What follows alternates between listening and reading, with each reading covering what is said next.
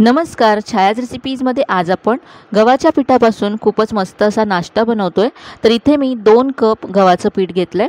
यामध्ये 2 चमचे रवा घालायचा आहे। जाड किंवा बारीक कोणताही रवा तुम्ही इथे घेऊ शकता। रव्यामुळे रेसिपीला खुसखुशीतपणा यायला मदत होईल। यानंतर यामध्ये चवीप्रमाणे मीठ घालायचं आहे। इथे मी अर्धा चमचा मीठ घातलं। यानंतर बारीक चिरलेली हिरवी मिरची घालायची आहे। रेसिपी जेवढी तिखट हवी त्या प्रमाणात इथे हिरवी मिरची घाला। आता इथे मी पाव चमचा हळद घातले, रेसिपीला रंग छान येईल। अर्धा चमचा यामध्ये जिरं घालायचं आहे। यानंतर अर्धा चमचा ओवा घालायचा आहे। ओवा हातावरती कुस्करून घालायचा म्हणजे त्याचा स्वाद आणखी छान येतो।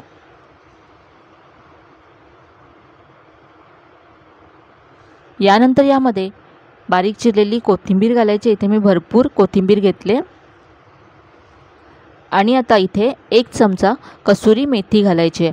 कसुरी मेथीचा स्वाद या रेसिपीमध्ये खूपच छान लागतो, त्यामुळे नक्की घाला। इथे आता मी 1 चमचा चिली फ्लेक्स घेतलेत। चिली फ्लेक्स नसतील तर तुम्ही लाल तिखट घालू शकता। चिली फ्लेक्समुळे रेसिपी दिसायला छान दिसते, म्हणून मी इथे चिली फ्लेक्स घेतलेत। यानंतर इथे मी 2 मध्यम आकाराचे बटाटे शिजवून सोलून घेतलेत आणि यानंतर पूर्ण थंड करून घेतलेत। आता हे किसून यामध्ये आपल्याला घालायचे आहेत। बटाटे इथे किसूनच घालायचे म्हणजे त्याचे तुकडे मध्ये मध्ये रेसिपीमध्ये राहत नाहीत आणि सगळ्या पिठामध्ये बटाटे एकसारखे मिक्स होतात।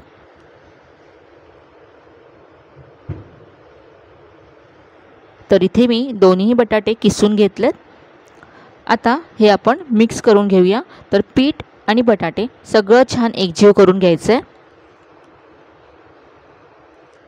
इथे पहा आपण बटाटे किसून घेतले, त्यामुळे व्यवस्थित असे ते मिक्स करता येतात आणि त्याचे अजिबात तुकडे किंवा गुठळ्या मध्ये मध्ये राहत नाहीत।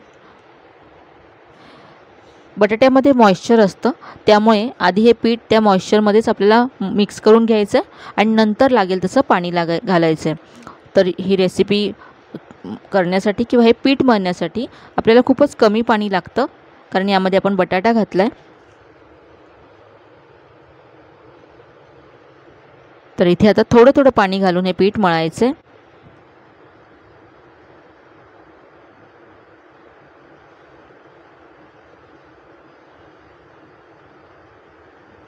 थोडंसं सॉफ्ट असं पीठ मळून घ्यायचं आहे। तर इथे पीठ मळून तयार आहे।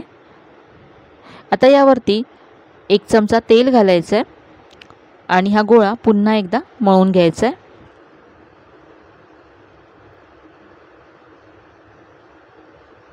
पीठ थोडंसं मी सॉफ्ट मळलं आहे, कारण यामध्ये रवा आहे। आपण थोडा वेळ रेस्ट करण्यासाठी ठेवलं की ते घट्ट होईल आणि अगदी परफेक्ट असं तयार होईल। तर आता यावरती आपण झाकण ठेवूया आणि हे 10 मिनिटं असंच बाजूला ठेवून देऊया झाकून।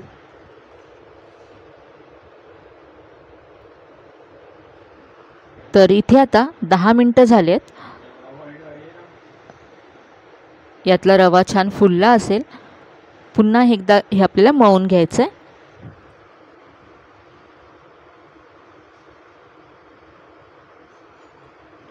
आता यातला एक मी गोळा घेतलाय।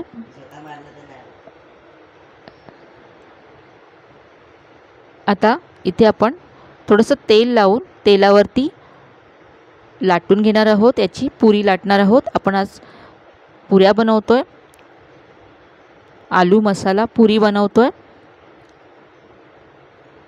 खूपच मस्त अशी ही चमचमीत पुरी तयार होते। आणि जर तुम्हाला तेलकट नको असेल तर तुम्ही याच पिठापासून पराठे सुद्धा बनवू शकता। जर तुम्ही पराठे बनवणार असाल तर जेव्हा आपण रवा घातला पिठामध्ये तर तुम्ही रवा घालू नका, त्यामुळे तुमचे पराठे अगदी सॉफ्ट होतील। तर इथे पहा मी पुरी लाटून घेतली। ही पुरी थोडीशी जाड लाटायची आहे म्हणजे छान फुगते पुरी। तर अशाच पद्धतीने आणखी मी पुऱ्या लाटून घेते। तर तुम्ही या एका पिठापासून पुऱ्या किंवा पराठे असे वेगवेगळे 2 पदार्थ बनवू शकता। तर इथे आता आपण पुऱ्या तयार करून घेतल्यात, या आपण फ्राय करून घेऊया। इथे मी तेल व्यवस्थित असं गरम करून घेतलंय। यामध्ये मी एक गोळा घालते, पहा छोटा गोळा घातला पिठाचा, लगेच हा वरती आलाय म्हणजे तेल अगदी व्यवस्थित गरम आहे। तेल व्यवस्थित गरम असलं तर आपली पुरी छान अशी फुगून वर येते। अशी प्रेस करायची म्हणजे छान पुरी फुगते। पुरी जास्त वेळा उलटायची नाही आहे, जास्त वेळा पुरी उलटली तर ती जास्त तेलकट होते, म्हणून 1 ते 2 वेळाच पुरी उलटायची आणि दोन्ही बाजूने छान रंग येईपर्यंत फ्राय करून घ्यायची आहे। या पुऱ्या खूपच मस्त खुसखुशीत होतात आणि खूप वेळ अशाच त्या फुगलेल्या राहतात। या पिठाचे पराठेसुद्धा खूप मस्त लागतात चवीला। प्रवासासाठी जाणार असाल तरीही तुम्ही अशा पद्धतीच्या पुऱ्या किंवा पराठे बनवून नेऊ शकता। तर इथे मी आणखी एक पुरी फ्राय करून घेते।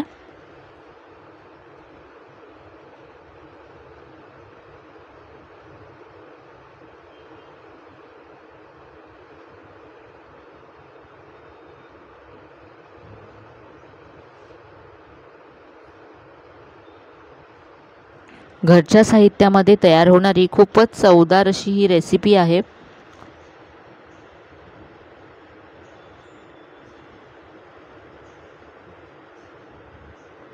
अजिबात ही पुरी तेलकट होत नाही आणि यामध्ये आपण जे चिली फ्लेक्स घातलेत त्यामुळे दिसायला सुद्धा पुरी खूप छान दिसते। तर इथे दुसरी पुरी सुद्धा मी काढून घेते। या इथे मी आता टोमॅटो केचप बरोबर सर्व करते। तुम्ही अशा सुद्धा या पुऱ्या खाऊ शकता, चवीला खूप मस्त लागतात। तर ही आपली आलू मसाला पुरी तयार आहे। अगदी टम्म फुगलेली पुरी तयार झाले। तर अशा पद्धतीने तुम्ही घरच्या साहित्यामध्ये चमचमीत रेसिपी तयार करू शकता।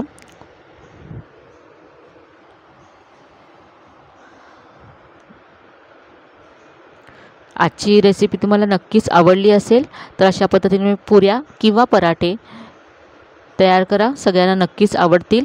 नाश्त्याला, मुलांच्या टिफिनसाठी अगदी परफेक्ट अशी रेसिपी आहे। अजिबात तेलकट होत नाहीत या पुऱ्या आणि चवीला खूप छान लागतात। यामध्ये आपण कसुरी मेथीसुद्धा घातले तर कसुरी मेथीची चव या रेसिपीमध्ये अगदी अप्रतिम लागते। इथे मी तुम्हाला एक पुरी तोडून दाखवते। पहा, दिसायला ही पुरी किती छान दिसते। अजिबात तेलकट नाही आहे।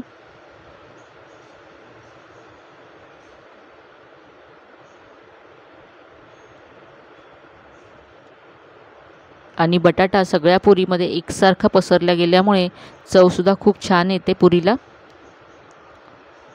तर आजची रेसिपी तुम्हाला नक्कीच आवडली असेल। रेसिपी कशी वाटली कमेंटमध्ये कळवायला विसरू नका। रेसिपी आवडली असेल तर व्हिडिओला लाईक करा, शेअर करा। चॅनलवर नवीन असाल तर चॅनलला नक्की सबस्क्राईब करा। चला तर मग पुन्हा भेटूया अशा छान छान आणि नवीन नवीन रेसिपीजसह। तोपर्यंत धन्यवाद।